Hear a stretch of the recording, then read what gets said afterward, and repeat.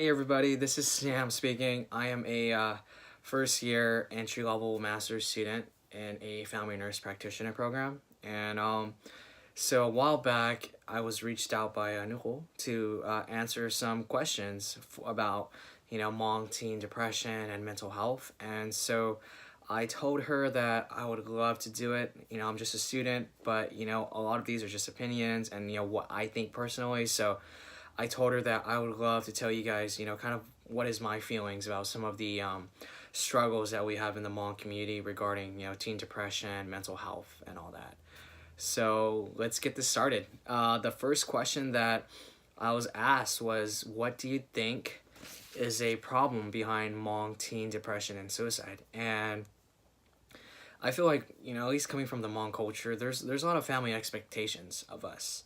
Uh, as in like psychology, there's that term that goes, there's that self-fulfilling prophecy, where it's like, we feel like we have to do a certain thing. There's the good son, there's the good daughter, and you have to do, you have certain roles they have to play in the family.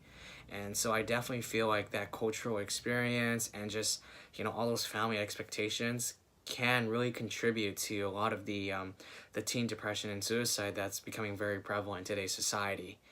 But just similar to the American culture and in Caucasians, Hispanics, and African Americans, I feel like one of the really big problems behind just teen depression and suicide in general is really peer pressure and social media.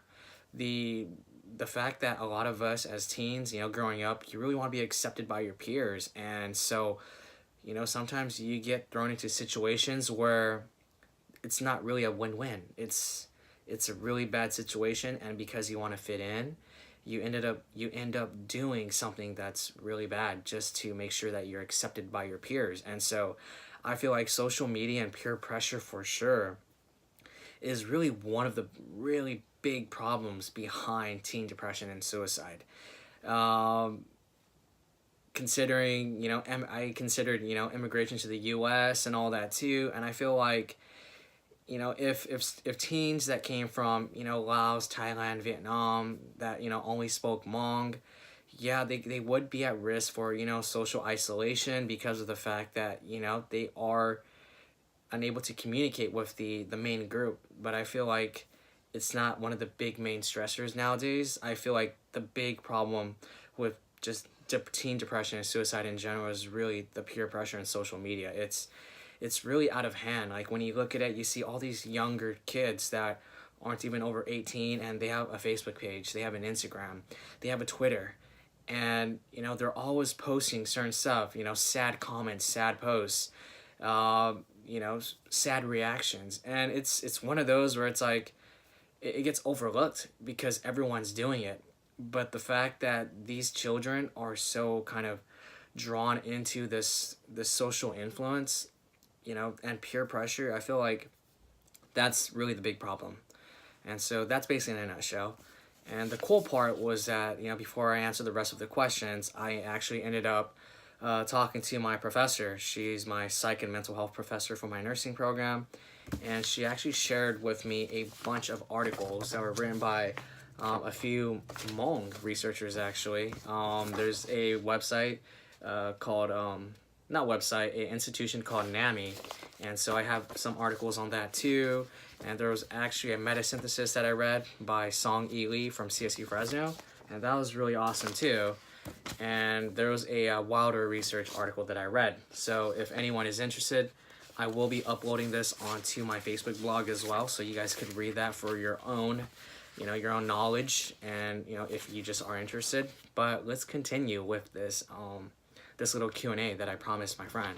So the next question is, what as a friend, family member, can you do to help the person that's going through this? And what I've learned so far from my courses is that the most important thing that we as friends and family members can do is we have to offer an unbiased viewpoint. We have to be an unbiased person for them. We have to offer ourselves, we have to listen, and we have to be knowledgeable with these psychiatric illnesses and terms, and how to deal with it, and to really approach our friends, family members, and loved ones that are really coping with this. And what I've learned is that when you offer yourself to someone, that means that, one, you're being objective. You're not being subjective. You're not judging them. You're really just there to listen and let them open up to you. And it's one of those where it's like you're reflecting back at them how they're feeling. So you're basically you're mirroring them. And so that's like the point of offering self.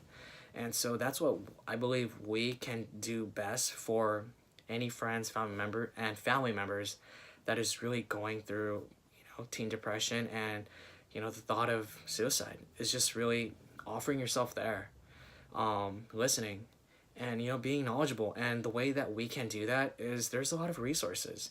There's, like I said, there's institutions like NAMI.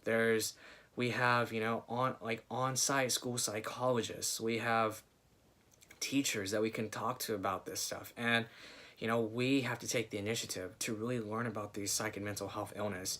I know in the Hmong culture, it's really hard to really express ourselves and talk about our problems with, some of our family members.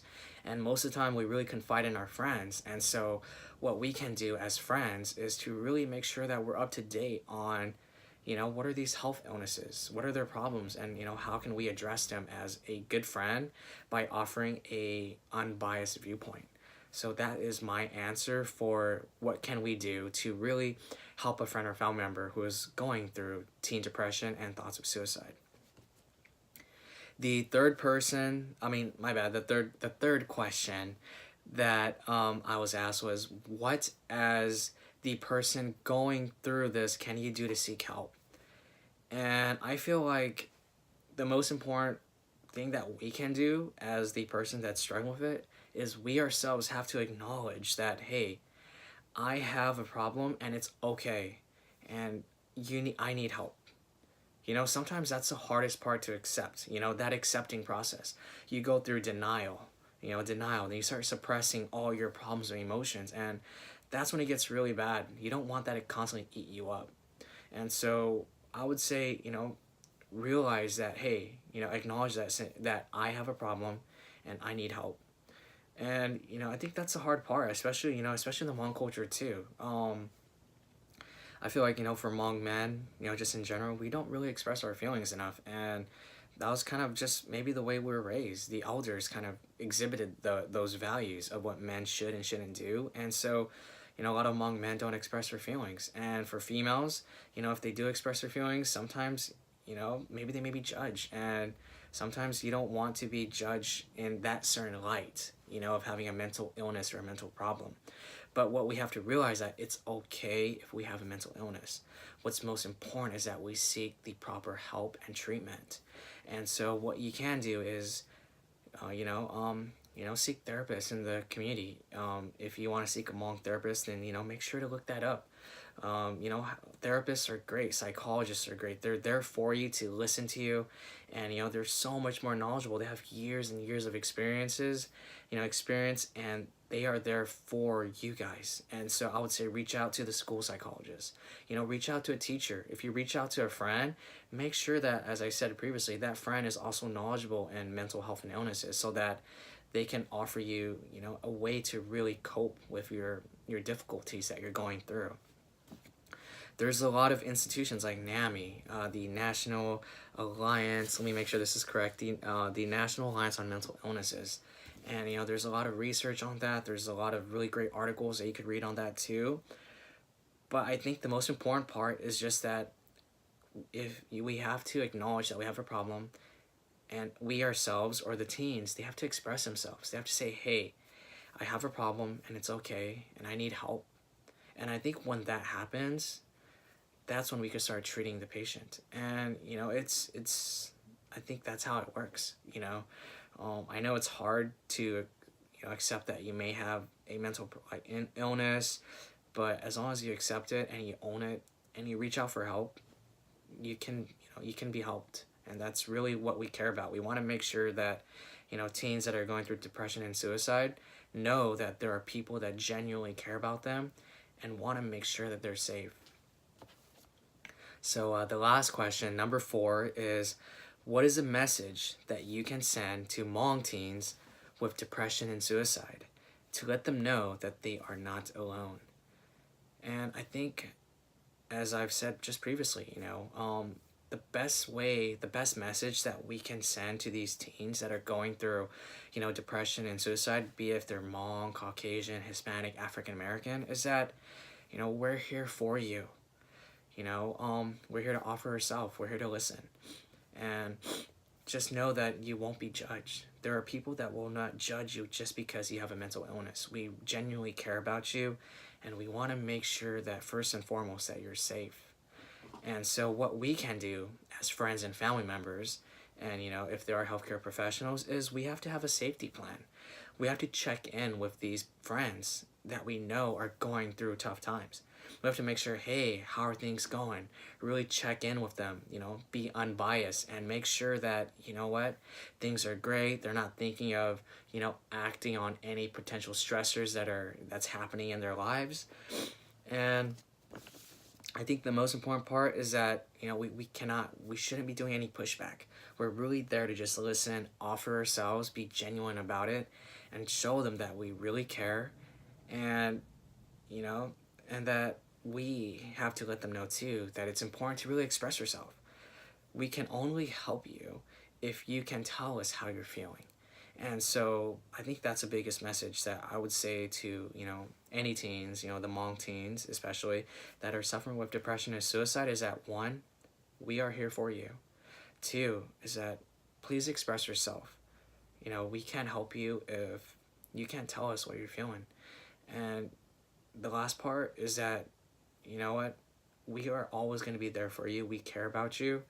And the first step into making sure that that you're not alone is that, there's people that's been there, done that, but you have to first express that you need help so that people that care about you, such as healthcare professionals, friends, and family, can be there for you. So that's basically it. I answered the 4 questions, and it was really fun doing this. I've been pretty busy over the break, but I promised I would do it, so I did it, and it was awesome. So thank you guys so much for listening, and hope you guys all have a great day.